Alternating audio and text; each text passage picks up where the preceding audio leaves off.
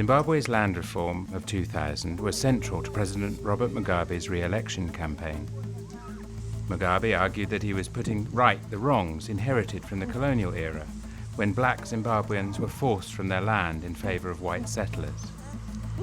After 2000, most of the country's 4,000 white farmers were evicted from their land, which was handed over to about 200,000 black Zimbabwean households.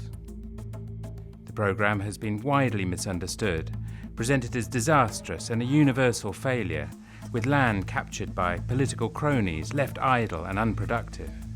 This narrative has dominated the media and many academic commentaries and influenced policy thinking across the region.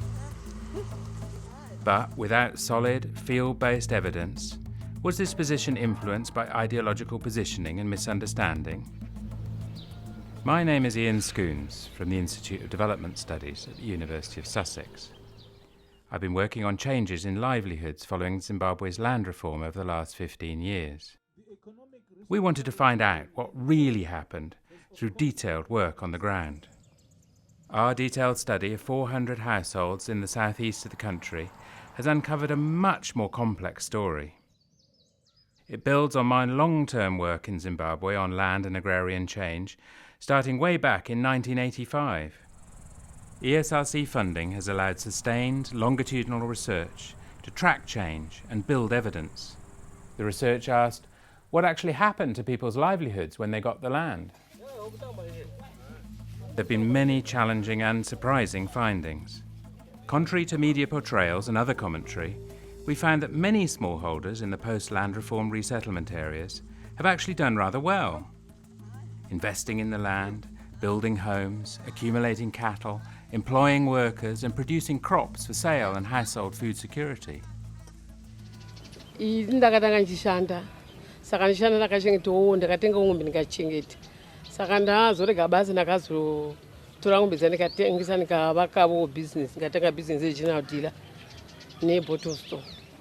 Tikaita business iro ndikakwanisa kutenga zvimwe ng'ombe ndikachengeta. Pakazonzi kune nyaya yeminda. Ndobva ndafila fomu ndobva ndawana munda. Saka ndakazotora ng'ombe dzangu idzodzo ndobva ndazi nadzo kupurazi. Yanga yava 2002. Saka taenda kupurazi kuya takasvika tikagara ng'ombe dziya dzikawanda. Saka dzawanda takazoti totanga kuchitengesa tichishandisa zvinhu zvatachida kuti tiwane. Zvosanganisa kutenga motikari. Nhanduru dzakabuda pakutengeswa ng'ombe idzodzo. Our findings have been of wide interest, both in Zimbabwe and the region. Many policymakers have become interested in our work, particularly in countries where highly skewed land distributions were inherited from the colonial era. With a wide group of stakeholders, we've produced books, journal articles, a weekly blog, booklets translated into the local language, and videos. We've also built research capacity with our Zimbabwean colleagues and students stimulating new research. We've also influenced policy around such issues as food security assessments and resilience building in smallholder farming areas. 15 years on, there have been positive gains along with persistent problems, but we've built up a detailed picture of the consequences and implications of land reform with evidence-based research.